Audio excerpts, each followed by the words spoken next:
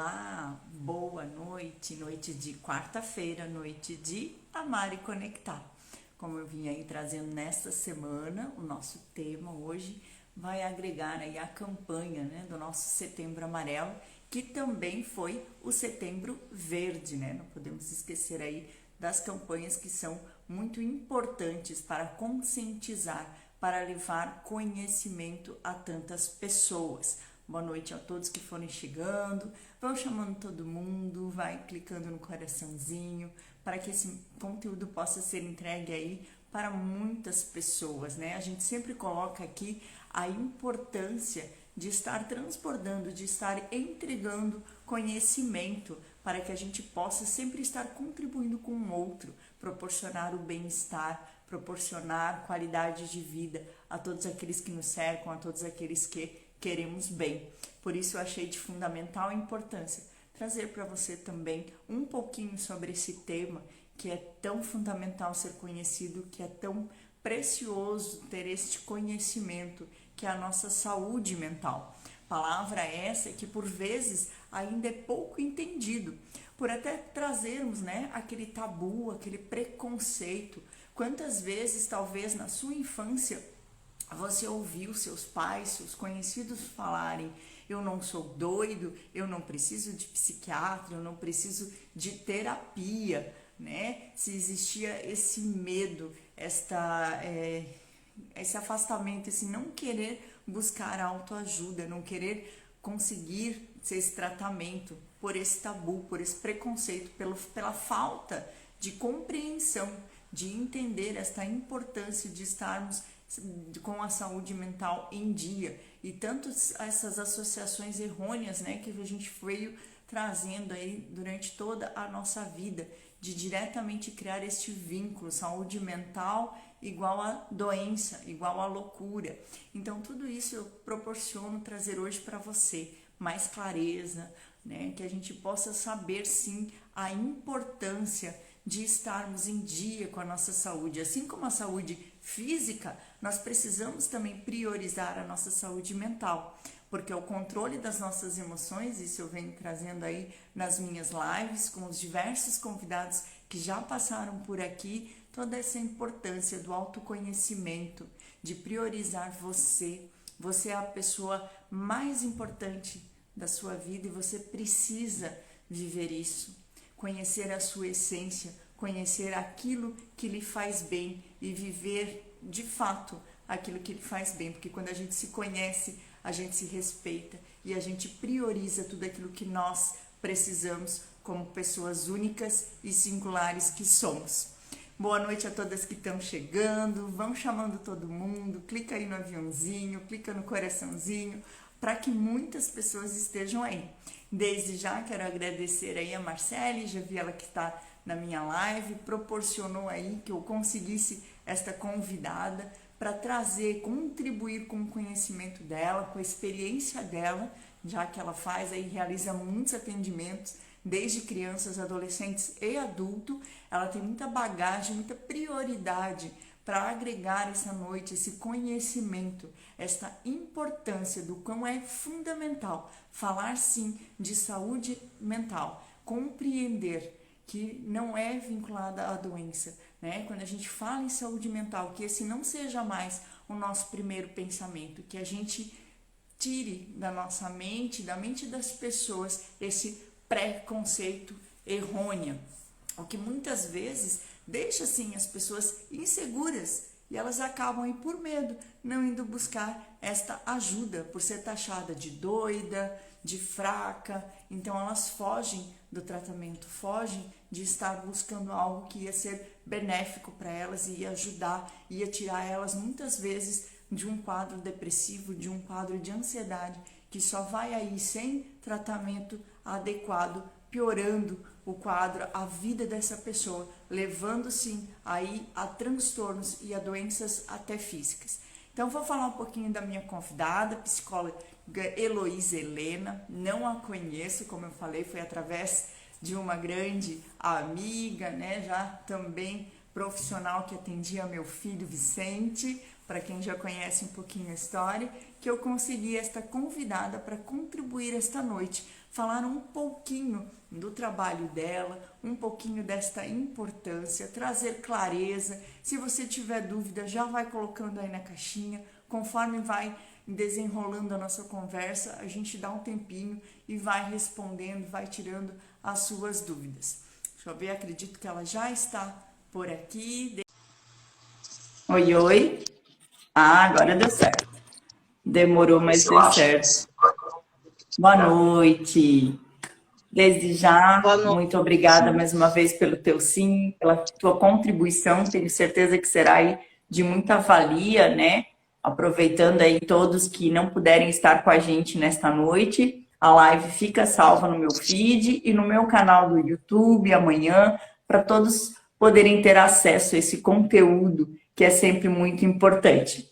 Então, desde já, boa noite. Vou passar a palavra para você falar um pouquinho de você, do teu trabalho, da tua experiência, e aí depois a gente vai dando sequência ao tema.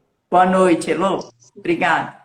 Boa noite, Patrícia. Obrigada a todos que estão nos acompanhando. Eu gostaria de, primeiramente, agradecer pelo convite. É muito importante a gente compartilhar conhecimento, compartilhar informação com as pessoas, porque, sim, esse é um tema de grande importância. Então, sou psicóloga, me formei em 2016. Hoje eu atuo aqui em Jaraguá, na Clínica Vivamente, onde eu sou sócia e proprietária. Realizo 2 trabalhos voluntários, né, na área da inclusão. Sou psicóloga voluntária na Cafeteria e Doceria Bem Me Quer e na APJ, que é a Associação Paradesportiva de Jaraguá do Sul. Em Xereder eu também atendo numa clínica, na DGS, e agora estou trabalhando na PAI de Pomerode. Nossa. Então, estou percorrendo por muitos espaços, né? E são muitas as vivências que chegam até nós, né? Então, ressalta bem a pluralidade, a singularidade também de cada pessoa, né? E é muito importante.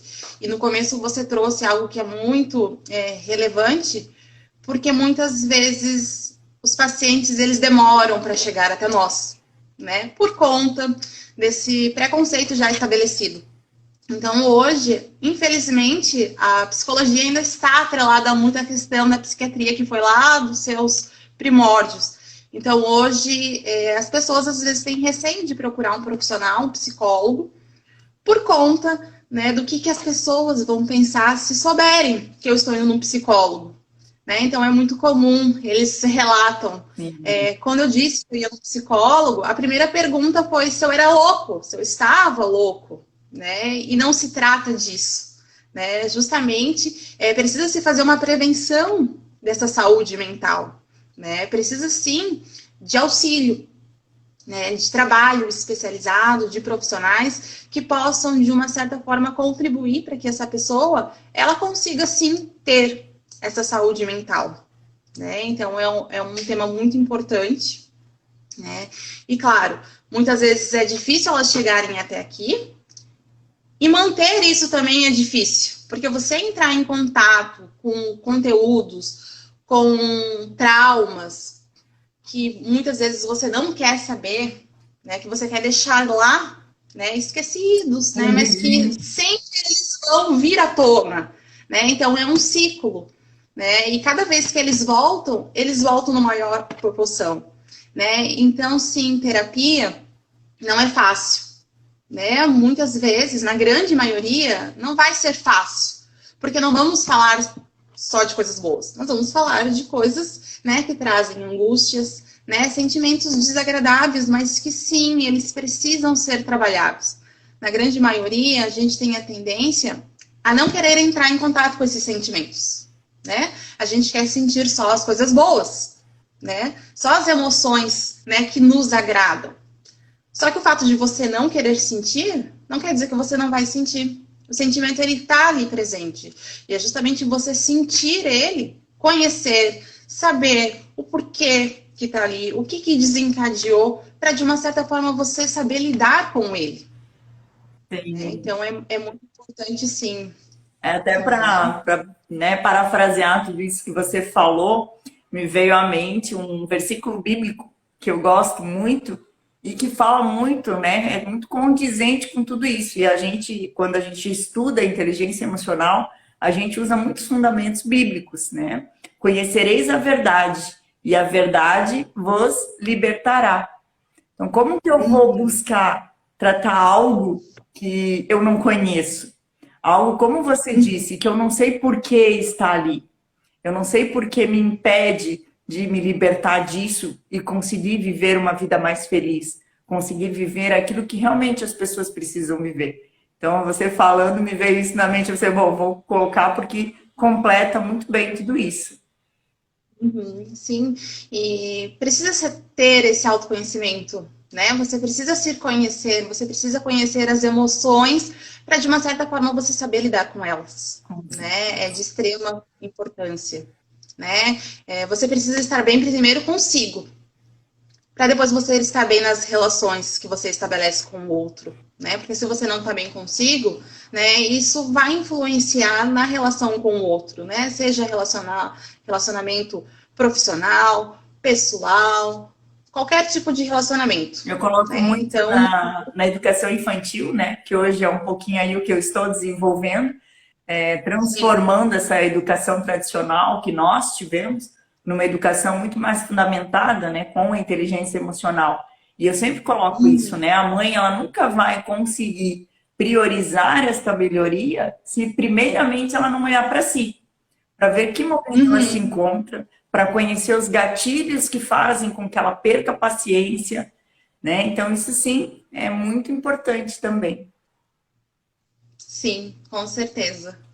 Então, podemos dar início. E para começar, eu até tinha anotado aqui para a gente levantar alguns tópicos que eu achei, assim, de todos, né, de tantos que temos aí para falar, um dos mais importantes, né? E para você trazer no teu ponto de vista, percepção, como você falou, você atende aí uma abrangente bem grande de pessoas singulares, diferentes, com diversas situações diferentes, né? Então, dentro dessa tua experiência dos atendimentos, né, onde você é procurada, ou muitas vezes, que nem você falou, né, tardiamente, mas esses pacientes chegam até você.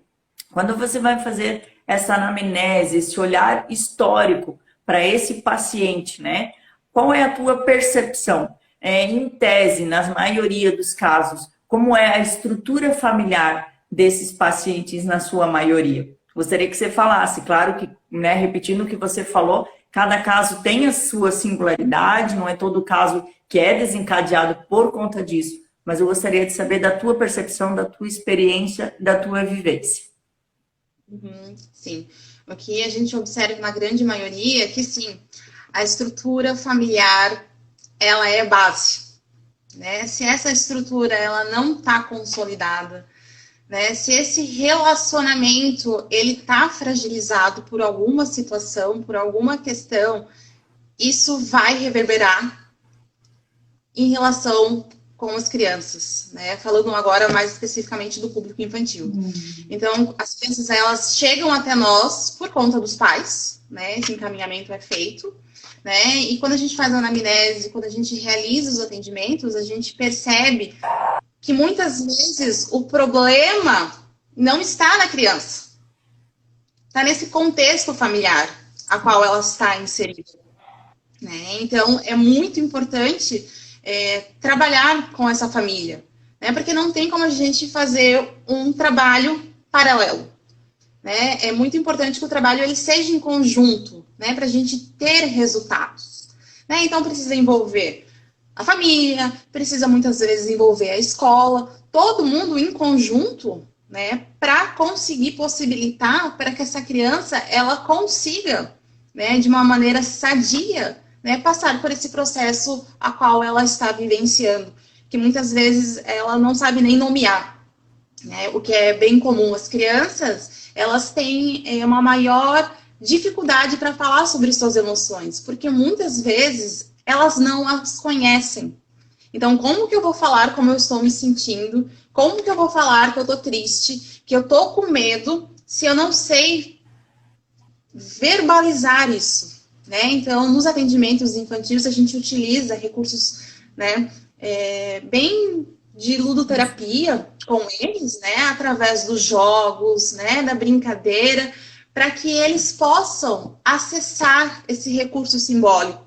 Com o adulto é diferente, o adulto ele vem e ele nos fala sobre as suas questões, sobre aquilo que está incomodando, né? Então a comunicação ela é diferente. Com a criança não, a gente precisa utilizar esses recursos, né, para que ela consiga sinalizar o que não está bem. E na grande maioria, o que não está bem está relacionado, né, com o relacionamento em casa, com algum problema que ela está vivenciando, ou na escola. Então, na grande maioria, nunca é relacionada com ela, diretamente. Mas é algo que acaba respingando nela e ela não sabe lidar com isso, né? E a gente traz a família, né, traz a escola para fazer um trabalho em conjunto, né? Porque muitas vezes as famílias também não sabem lidar. Né? Você perceber que... Pode falar. Opa. Você perceber, né, que algo não vai bem, né? Precisa ter um olhar aguçado, né? Precisa estar atento, né, aos comportamentos que as crianças estão tendo, né? Então, assim, muitas vezes acaba se confundindo, né? Os comportamentos das crianças quando elas apresentam algum comportamento adverso, né? É uma birra, né? É bem comum, né? Tá querendo chamar a atenção. Sim, tá querendo chamar a atenção, mas tá querendo chamar a atenção para quê? O que ela quer sinalizar? Ela tá, de alguma maneira, tentando comunicar ao outro que alguma coisa não tá bem. Que alguma coisa nesse circuito tá desajustado, tá desregularizado. E precisa, sim, ter esse olhar, né? Para que a gente possa possibilitar um atendimento especializado e de qualidade, que dê um suporte para essa criança. Para completar também isso que você falou, né? A percepção que a gente tem, é só a gente olhar um pouquinho para nós, para nossa infância, para dos nossos pais. Quantas vezes, um pouquinho, acho que até falei já no início, nós somos reprimidos, né? Nós somos ensinados que chorar é feio, para que tanto choro, né? Aí onde você coloca isso é só manha, só está querendo chamar atenção. Ou seja, inibe aquela criança de sim saber que o sentimento, o que ela está sentindo é importante, né? Então isso é hoje também dentro aí do meu projeto que eu estou desenvolvendo muito, de as mães ter essa atenção voltada às emoções e fazer que sim, que a criança consiga ensinar, mostrar o caminho para a criança nomear o que ela está sentindo, né? Então acho que isso já é um passo fundamental para essas famílias conseguirem diminuir isso, trazer esse aconchego, esse acolhimento para a criança, acreditar, porque se existe um ser puro, é a criança, né? Então que a gente possa aumentar essa percepção, como você disse, dar atenção e ajudar a criança a nomear mais facilmente, para ela conseguir trazer o que ela está sentindo, né? Sim, e dessa forma dá uma segurança para ela, né? Que ela tenha uma referência, né? Que ela possa, né, comunicar quando algo não vai bem para esses pais, né? Para esse professor, né? Para que essa segurança ela sinta que ela tem, né? Para justamente isso acabar não se agravando lá na adolescência, lá na vida adulta, que é muitas vezes onde aparece, né? Então, agora, né, falando um pouco mais dos adultos, né? Então, assim, eles vêm até nós, né, com uma queixa inicial, né? Mas na medida que a gente vai trabalhando, vai elaborando, a gente percebe que o problema, a raiz do problema, estava lá na infância. É aí que eu queria que você chegasse. É aí que eu queria que você chegasse.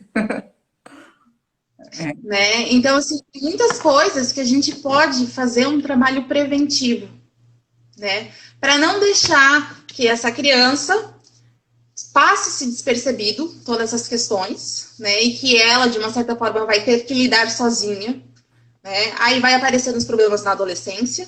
Aí lá na adolescência se diz que é a fase da rebeldia, né, que esse comportamento é por conta da adolescência, muitas vezes, mas não, ele já está carregando. Já apareceu já lá na infância, né? E daí, mais uma vez, se deixa de lado.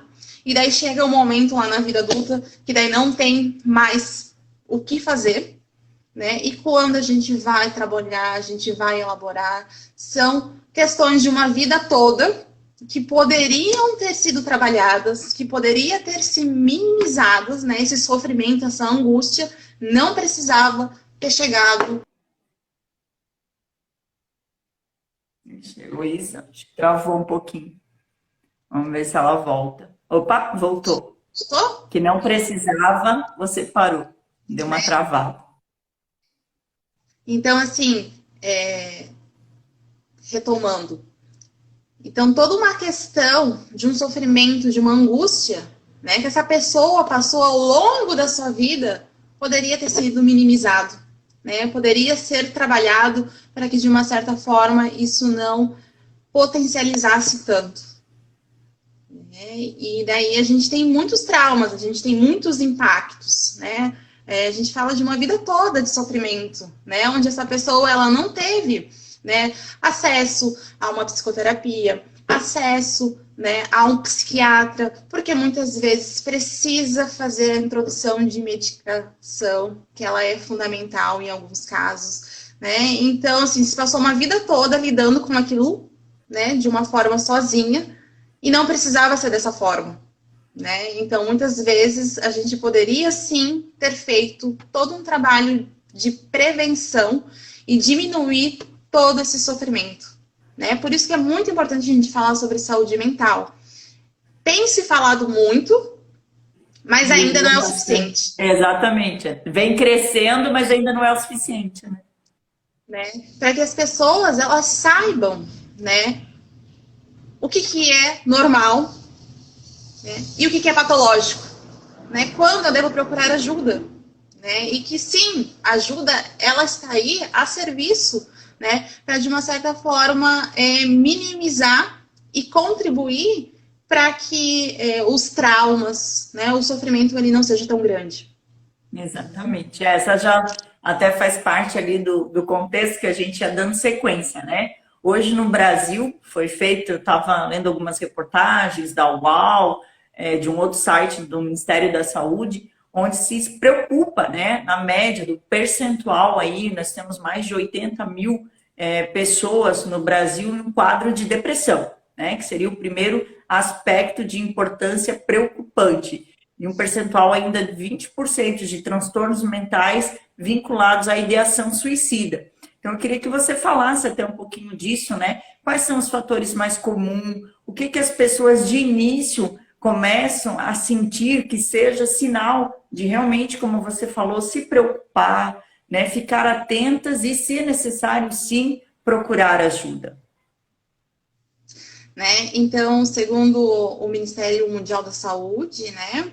Eu também trouxe alguns dados, porque é importante a gente falar sobre estatística. E quando a gente fala de estatística, é algo que chama atenção, porque é alarmante, né?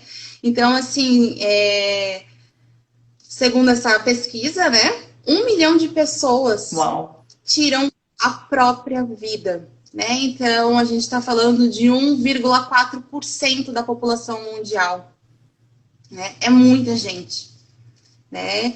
Então, 30% dos suicídios, né, eles são de jovens, né, de 15 a 20 anos. 29 anos. Então, a gente volta a falar da importância dessa prevenção já logo do início, né, lá na primeira infância, né, de observar essa criança, né, quais são esses comportamentos, né, para justamente fazer um trabalho de prevenção. Somente no Brasil é registrado um suicídio a cada 45 minutos. Nossa Senhora! E para cada suicídio, há as tentativas, né? Então, de 10 a 20 tentativas, né? Então, olha todo o sofrimento que essa pessoa, ela vem sofrendo. Né? Então, há várias tentativas até que, de fato, ela consegue, né, fazer essa passagem ao ato, né? Que para ela resolveria o problema, né? Mas não se trata de tirar a vida, seria mais de tirar a dor, de tirar o sofrimento, de não querer sentir isso, né? Perdeu o Foi sentido. feito, foi feito um estudo recentemente com as pessoas que tentaram suicídio e que não deram certo, né?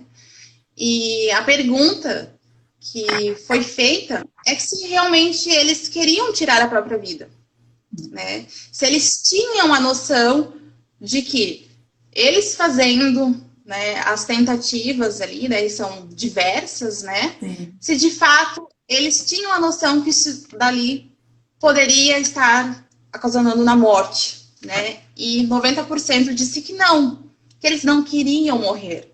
Eles queriam acabar com o sofrimento, com a angústia que eles estavam sentindo e que de uma certa forma eles não estavam conseguindo lidar com isso.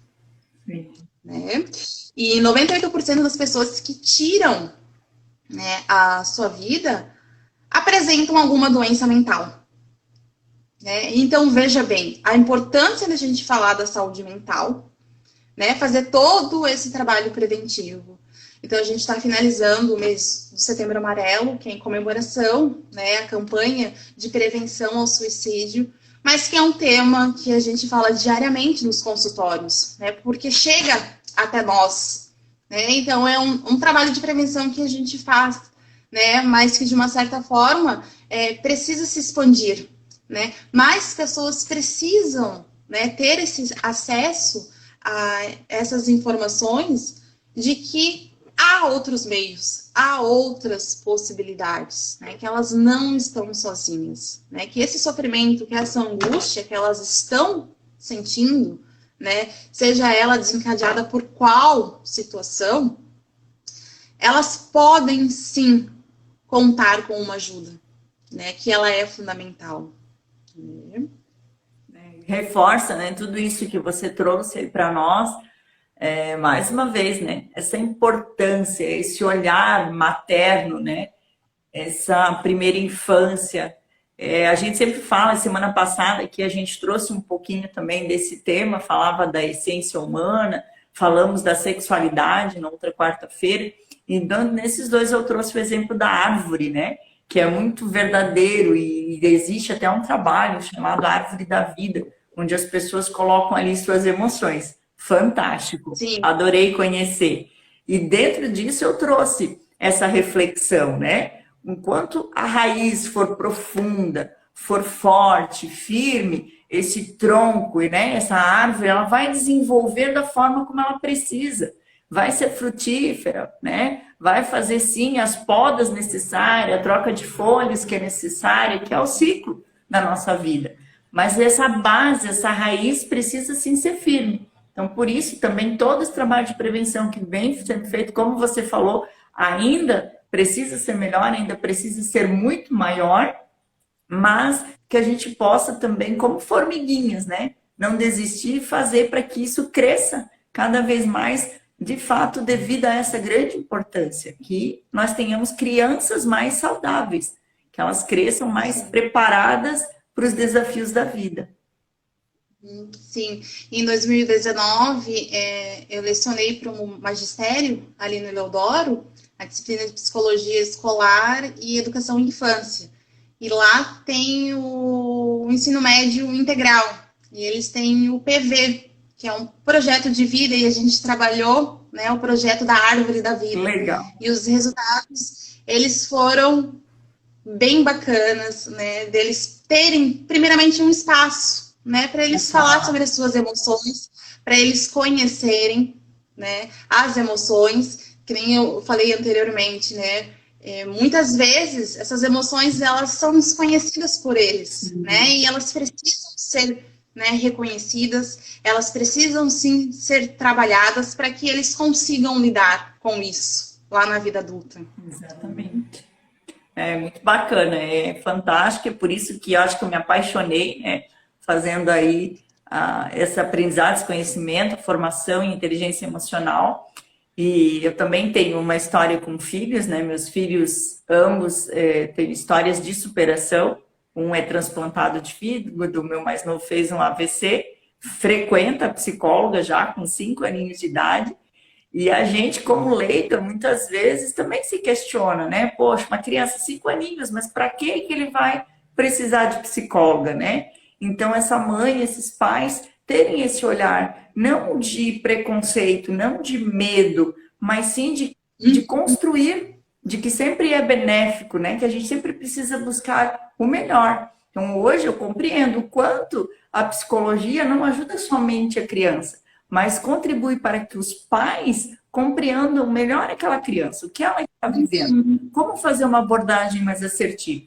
Né? Meu filho, por exemplo, devido ao AVC, ele perdeu parte do esquerdo. Então, eu fui estudar para entender tudo isso. E daí você descobre que o cérebro esquerdo, ele é toda a parte lógica, racional. Então, aí você começa a pensar, poxa, meu filho é praticamente 100% emoção, 100% visual. E olha que bacana, como eu pude mudar a abordagem, como eu pude pensar a melhor maneira de ajudá-lo.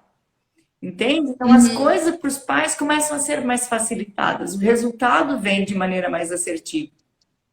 Sim, por isso que eu falei lá no começo que justamente eu trabalho em conjunto com essa família, né? De orientação, de acolhimento também, né? Acolher essa família, né? Primeiro a gente acolhe a criança e a gente acolhe essa família também, né? Para ver, né, quais situações estão envolvidas ali, qual o sofrimento, né? E partindo daí, realizar todo o trabalho em conjunto, né? Porque não tem como eu trabalhar com a criança, né, só na psicoterapia. Esse trabalho ele vai precisar ser dado continuidade em casa, assim como na escola, em todos os espaços que essa criança ela vai transitar. Exatamente. Fala aí um pouquinho, daí a gente entrou ali nos percentuais, na estatística, falando do suicídio. Traz um pouquinho desses sintomas que preocupam, né, de sentimentos que a pessoa começa aí a trazer, que ela deve sim ficar alerta para buscar essa ajuda, Heloísa. Eu separei aqui relacionado à saúde mental, né, para falar um pouquinho sobre a depressão e sobre a ansiedade, né, que é o que mais tem aparecido, né, nos nossos atendimentos, né, e de uma certa forma, o que a gente percebeu que pandemia potencializou muito isso, né? Então, olhando de um cenário a priori e posteriori dessa pandemia, a gente tem uma discrepância muito grande, né, dos pacientes que eles vão chegando até nós. Né? É claro que muitas vezes já tinha algo pré-estabelecido, né, mas desencadeou. Né? Então, assim, ansiedade. Né? Vamos começar com a ansiedade. A ansiedade ela é um estado normal. Né? É uma resposta fisiológica do nosso corpo a situações que a gente vai ser exposto. Então, se a gente perguntar para qualquer pessoa, todos nós, em algum momento, já fomos ansiosos. Ou bastante. Antecedendo uma prova, um encontro amoroso, uma entrevista de emprego. Então, essa pré-antecedência gera uma certa tensão, que é normal até um certo ponto. Quando isso se torna excessivo, quando eu não consigo mais desenvolver atividades do meu dia a dia, eu não consigo mais executar, eu não consigo mais ir para o meu trabalho, eu não consigo mais estudar, aí sim a gente tem que ficar atento, né? Para ver se essa ansiedade ela já não se tornou algo patológico, né? Então é muito importante ter esse olhar, né? Para saber distinguir até onde é normal, até onde é aceitável e até onde isso já começa a se tornar patológico. Então, os sintomas, eles vão variar de pessoa para pessoa, de acordo com a sua singularidade. Né? Então, cada pessoa vai apresentar um sintoma, né, uma reação diferente. Na grande maioria, questão de desregulação do sono-vigia, ou a pessoa ela não vai conseguir dormir, né? E daí vem a insônia, ou justamente ao contrário. Dificuldade de concentração, por mais que a pessoa ela tente se concentrar ali nas suas atividades, ela não consegue. Irritabilidade, inquietação, apreensão, angústia. Aí a gente também pode falar de uma preocupação excessiva, pensamentos negativos, né? Então tem um acontecimento lá na próxima semana. Então você já fica pensando que não vai dar certo. De todas as possibilidades que podem acontecer, você consegue só visualizar as coisas que não vai dar certo. As ruins, as negativas. Né? E de uma certa forma, isso faz com que você às vezes acaba nem executando por conta desse pensamento de que não vai dar certo. Então, por que eu vou tentar se na minha cabeça Já não sei. eu já postulei que não vai dar certo? Né? E muitas vezes acaba não dando certo, porque daí você já vai né, com esse sentimento, com esse pensamento, com esse olhar de que as coisas elas não vão dar certo, né? E o que pode desencadear, né, um quadro de ansiedade? São muitos fatores, né? E daí também vai de acordo com cada vivência, com cada experiência. Então pode ser um trauma, pode ser um estresse, questão relacionada à genética, a doenças físicas e até mesmo a própria depressão, né? Então, se já tem um quadro depressivo, né, a ansiedade ela pode vir junto com ela, né? Então, o primeiro passo é identificar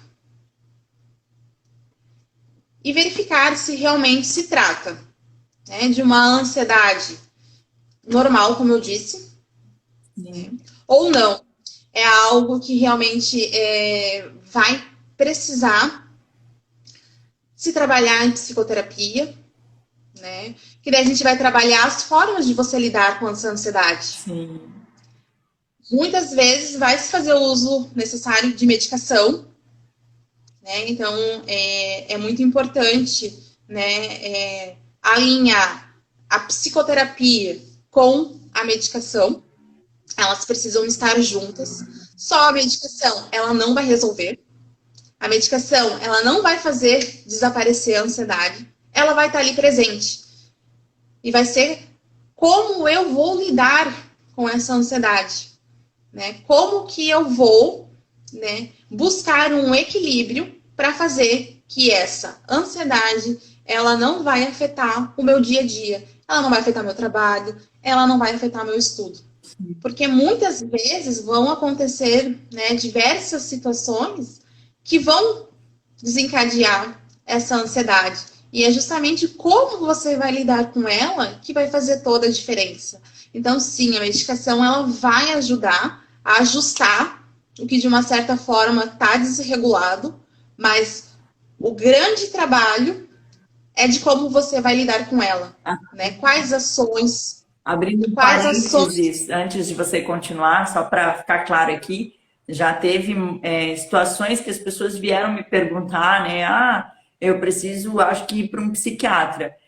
Na tua experiência, né, pelo conhecimento que eu tenho, que é bem, né, menos da tua área, mas eu acredito que primeiramente seria o psicólogo, né, a psicoterapia, para daí sim vocês avaliar essa necessidade e o encaminhamento à psiquiatria, né? Sim, muitos pacientes chegam até nós já pedindo medicação, né? Porque eles acham que a gente medica, né? E daí a gente explica, conversa, né? De que inicialmente se faz necessário a psicoterapia e que depois a gente vai avaliar se realmente vai ser necessário fazer alguma introdução de medicação, né? Porque muitas vezes, né, se prefere a medicação. Porque é o mais fácil. Rápida, né? Mas, de fato, a psicoterapia, ela é necessária, sim. Porque é a forma como que você vai lidar, né, com essa situação. Muito bem. Até já como você falou, né? Eu pensei, vou colocar esse gancho, porque acredito, sim, que como você falou, né? Nós somos muito imediatistas. Nós queremos, muitas vezes, as soluções, assim, para ontem.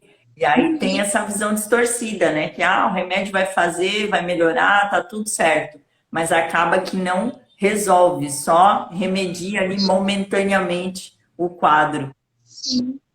Uma pergunta bem comum no primeiro atendimento é de quanto tempo vai durar o processo de psicoterapia, né? E eu falo para eles, não tem como eu lhe responder essa pergunta, porque se traz uma queixa inicial, mas no decorrer do processo vão aparecendo outras questões a ser trabalhadas, né? E de todos os lugares, esse aqui é o que você não tem que ter pressa, né? A gente já tem uma vida acelerada lá fora, né? No nosso dia a dia. E por conta dessa aceleração, que muitas vezes, né, as questões relacionadas às emoções, elas vão ficando de lado, porque não se tem tempo para falar disso, Com certeza. né? Então, o espaço, né, da psicoterapia é justamente isso, né? De você conseguir se desvencilhar disso e de que não se tem urgência, não se tem pressa. E aí, falando um pouquinho mais da depressão, Heloísa, qual é o quadro, o que a pessoa realmente chega a ter concluído, assim, não, realmente eu preciso de ajuda, quando ela tem essa noção, ou alguém, algum familiar que vai ter essa percepção? Uhum.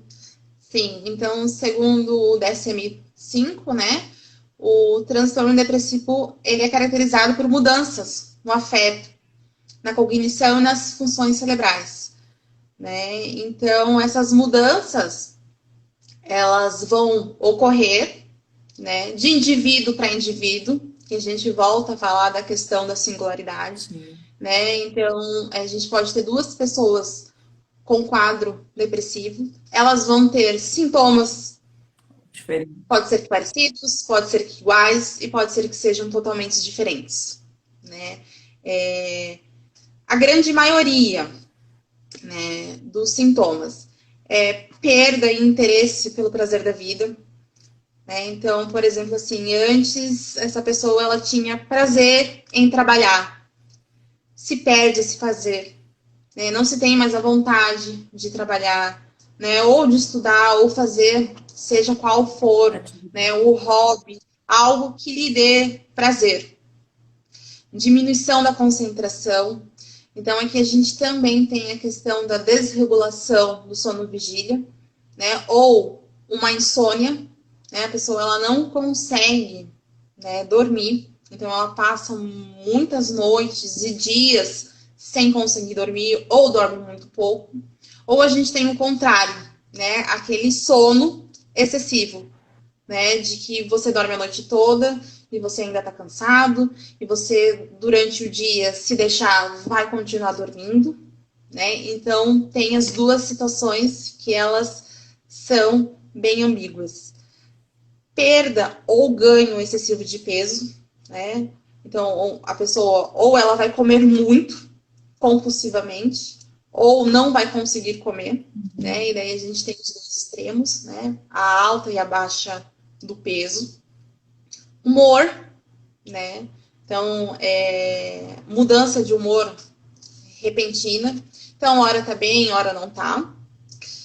E explosão de raivas recorrentes, né? Claro que não é você sentir um desses sintomas que vai, Dizer. né, dizer se você tem um quadro depressivo ou não. Então, quando você identifica esses, entre outros sintomas, esses são os principais, né? É fundamental que você procure, né, um médico, né, que você procure ajuda especializada para que sim possa fazer um diagnóstico assertivo. Porque muito se confunde depressão com tristeza. Apesar de que na depressão se tem Muita o tristeza. estado de tristeza. Mas só a tristeza em si não quer dizer que você É depressivo.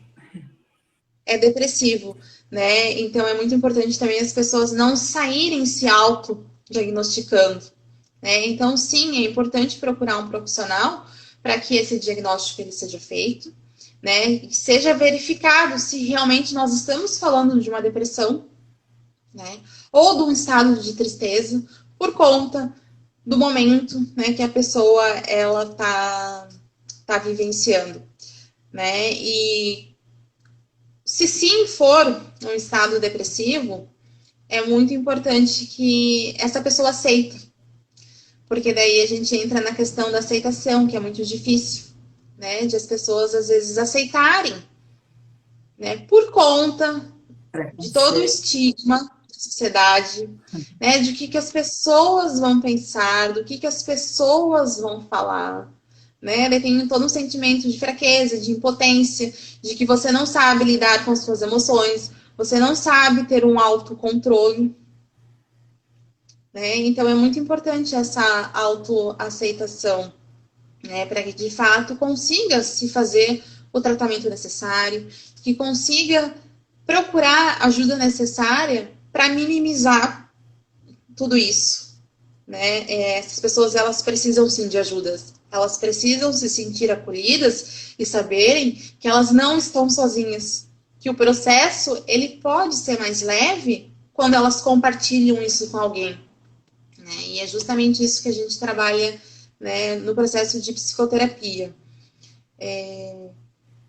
Um dado bastante interessante que muito se fala de depressão, mas pouco se fala em depressão infantil. E ela existe, né? Ela está presente, né? Então a gente volta à questão do olhar para essa primeira infância, olhar para essas crianças, para esse comportamento que elas estão tendo, né? Para justamente identificar e ajudá-las. É o que eu sempre coloco aí, que eu venho muito batendo, né, nessa tecla, dessa importância de a gente buscar essa melhoria, né? Eu já coloco muitas vezes, não é estar aqui para ditar o que é certo e o que é errado, mas trazer sim conhecimento para que cada pessoa, para que cada mãe, para cada pai tenha esse despertar para o conhecimento, tenha o despertar para essa atenção, ter esse olhar diferente, né? Faça assim, de acordo com a sua rotina, de acordo com aquilo que é favorável aos seus valores, aquilo que você acredita.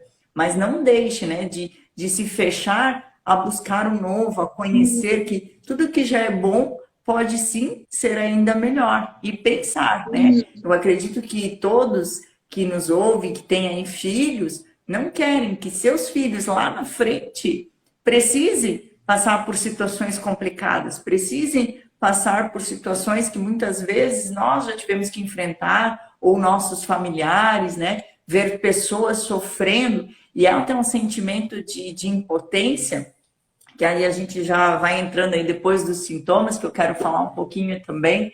Eu trabalho há muito tempo no hospital, e aí como você relatou, né? O Ministério Público e até os percentuais no Brasil, eles falam que não teve muita alteração se comparado após a pandemia.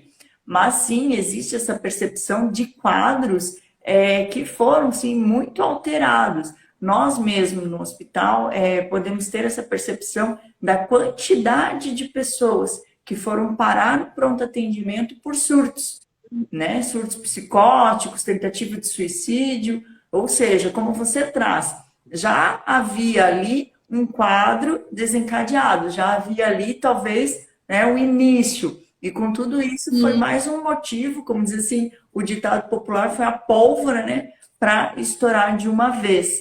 Então é fundamental esse olhar. E aí, vamos nos colocar, colocando-se no lugar, né? Eu tenho um ente querido, por exemplo, tenho essa percepção de essa pessoa estar desenvolvendo esses sintomas que você mencionou, né? O desgosto pela vida, o não querer mais trabalhar porque não vê sentido, sair da cama e ir para o sofá, talvez até já tenha aí junto a tudo isso uma comorbidade, alguma doença prévia, né?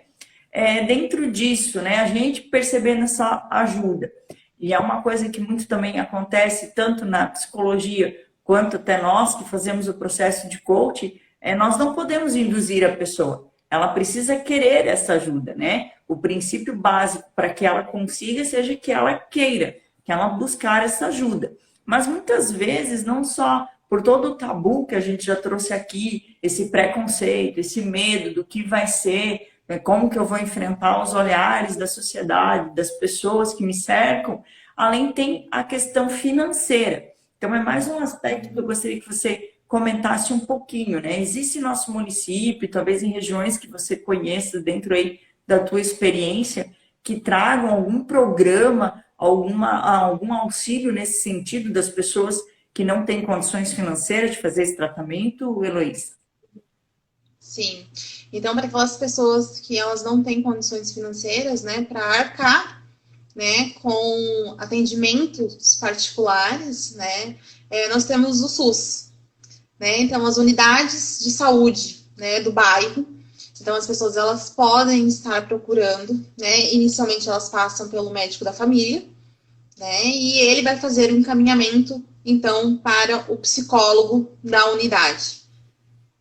Então, se inicia o processo de psicoterapia, né? Que ele pode ser tanto individual quanto em grupo. Nós temos o CAPS 2, aqui em Jaraguá, né? Que é o Centro de Atenção Psicossocial, que são para transtornos.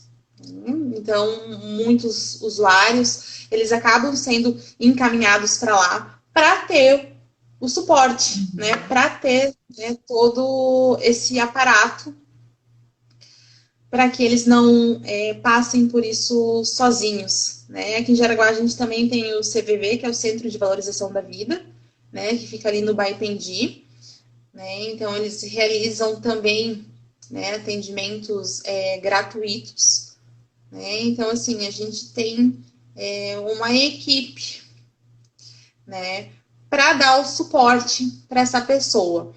Como você falou, né, é muito importante que essa pessoa ela queira, né, essa ajuda, esse auxílio, né?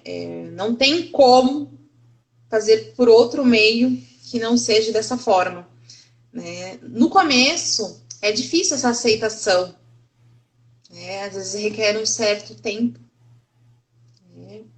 Mas de fato é fundamental de que essa pessoa ela perceba, né, por ela própria, de que ela precisa, né, e de que ela não está sozinha. E daí a gente volta da questão do acolhimento, né, que ela precisa se sentir acolhida, ela precisa se sentir segura, né, nesses espaços pelo qual ela vai percorrer e realizar o seu acompanhamento, o seu tratamento, que é de extrema importância. Que possa ter também, eu não conheço, né, muito o trabalho na parte da medicina, mas precisa também ter esta consciência, né, dos médicos, porque o que a gente às vezes observa aí é que também deixa um pouquinho meio que, tipo, vamos medicar, manda para casa, e aí fica tudo bem. Então, esse olhar, essa atenção de ver realmente essa pessoa, nem que for para encaminhar, né? Olha, para tirar dúvida, fazer essa avaliação com um profissional adequado para esclarecer se é um quadro depressivo, se é apenas uma ansiedade ocasional aí, como a gente já mencionou no início da live. Então, que a gente possa também fazer, né, uma campanha aí, e eu sempre brinco lá com os médicos que eu conheço, né? Às vezes precisa ter essa atenção mais, né, mais focada, mais centrada num todo do paciente. Sim, e por isso que o trabalho multidisciplinar é importante, né? É muito importante, né? Vários profissionais, né, em conjunto, né, vários olhares, várias percepções, né, acerca de um paciente, né, e o que cada área pode contribuir, né, para esse bem-estar desse paciente, né, o bem-estar integral, né, físico, psíquico, emocional. Porque até gostaria que você falasse um pouquinho desses casos, né, que já chegam para você nos departamentos todos aí que você trabalha ou já trabalhou, de que já estão nesse quadro, né, que sim, gerou um transtorno mental, carregam, ocorre aí, eu sei que já tive casos ali de ver no hospital pessoas que vão consecutivamente ao hospital, e aí como nós não somos, né, centro, acabam precisando ser transferidas para centros de atendimento. Né, o quadro dessas pessoas, qual é a intervenção mais adequada, qual é a conduta, né? E talvez o porquê, se é complicado você falar, eu acredito, porque daí tem uma série de coisas que nós já trouxemos aqui que pode ter acarretado a chegar nesse nível, né? De fazer esse surto a ponto de querer tirar a própria vida. Sim. A gente volta a falar da questão da singularidade de cada paciente, né? Os desencadeadores, eles são muito pontuais, eles são muito específicos, né? E mesmo com a medicação, mesmo com o acompanhamento semanal que a gente realiza, né? Muitas vezes os surtos, eles acontecem, né? Então, assim, todo o trabalho que a gente faz, ele é preventivo, para justamente fazer com que esse surto, ele não aconteça.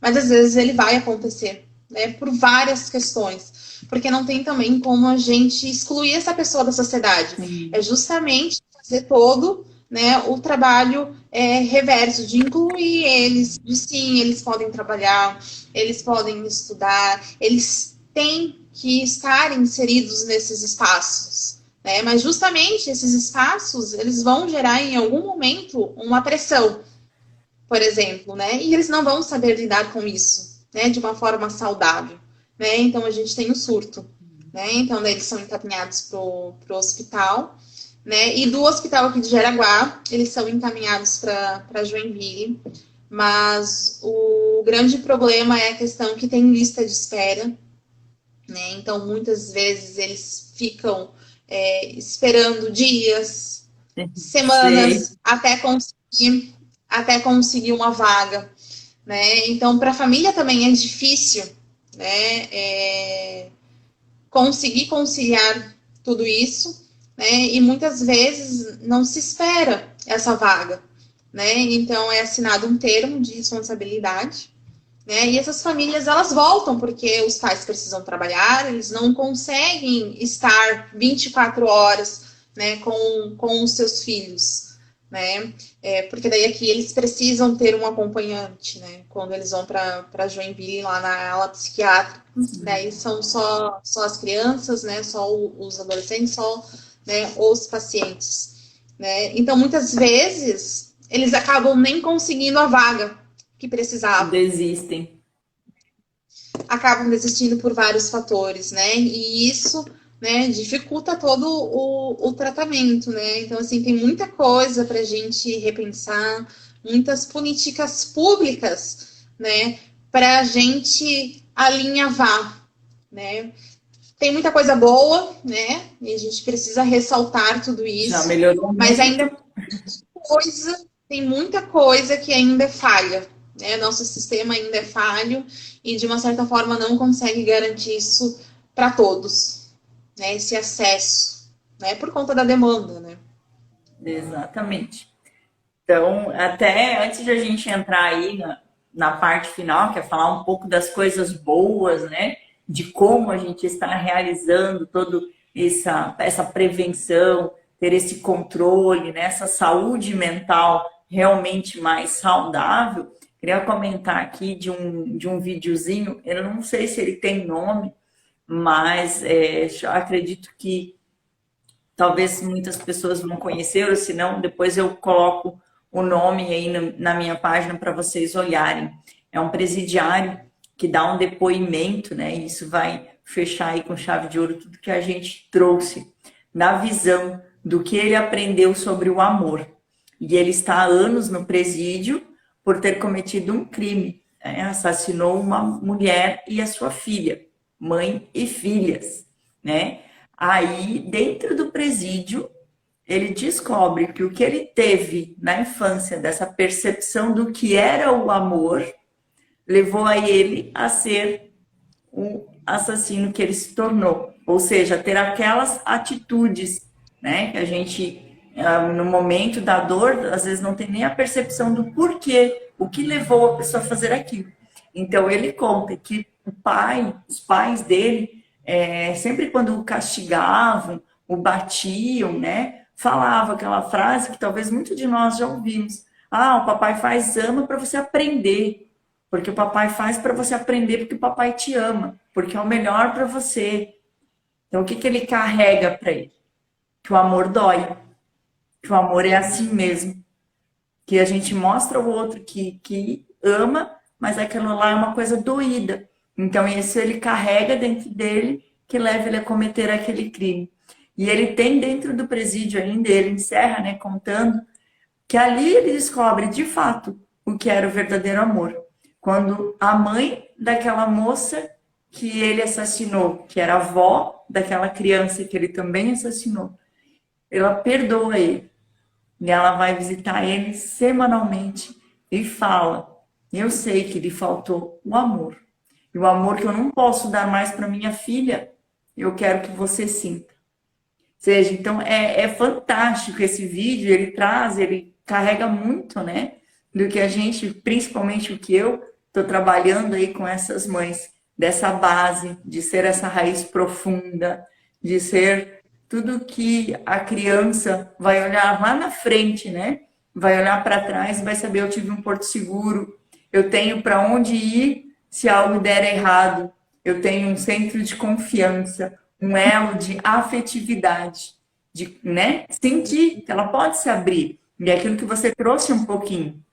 Quando a criança ela se sentir segura, que ela ter esse apoio dos pais, com certeza ela vai chegar e vai falar quando algo não estiver bem, quando algo na escola, no trabalho, em algum local que ela estiver acontecer de errado, que ela não gostar. Então, né, só para a gente fechar aí com tudo que a gente construiu aqui nessa noite, com essa ideia, com essa importância desse olhar na saúde mental, o que às vezes impensadamente nós como pai e mãe acabamos aí falando alguma coisa que nem acreditamos que faça tanto mal, mas que possa assim ferir, né, fazer com que essa criança carregue uma experiência ruim dentro dela. Sim, né? Exatamente, né? O quanto essas influências elas vão perpetuar na vida dessa criança, né? O quanto elas vão carregar essas palavras consigo, né? O quanto elas vão internalizar isso, né? De uma forma negativa, né? Ao longo da sua vida, né? Isso. Então, sim, né? A gente precisa, enquanto pais, ter um cuidado, né? Com tudo, com aquilo que a gente fala, com todas as nossas ações, porque também não adianta a gente falar e não fazer e demonstrar algo diferente daquilo que a gente fala, ficar só no discurso, né? E sim, a afetividade ela é fundamental nesse processo. Com certeza. Então vamos para a parte boa, vamos construir agora, né, o lado positivo para que eu possa ter sim uma saúde mental, né, muito boa, ser forte, estar preparada, porque desafios todos nós vamos enfrentar, principalmente na vida adulta, né, para que nós possamos também ajudar aqueles que nós amamos, que nos cercam. Quais seriam aí algumas dicas, alguns hábitos? Eu anotei alguma coisa aqui, né, que nós possamos cuidar desse nosso bem-estar. Que seja o que a gente já trouxe também um pouquinho, cultivar esses bons pensamentos, né? Pensar sempre muito mais no positivo, não carregando a negatividade. Buscar viver o hoje, que a gente possa, e até a gente usa muito essa frase, né? Ser o meu melhor hoje com aquilo que eu tenho. Ser muito grato, viver este presente, né? Claro que projetar o futuro é muito importante, mas que a gente possa, sim, valorizar este dia presente.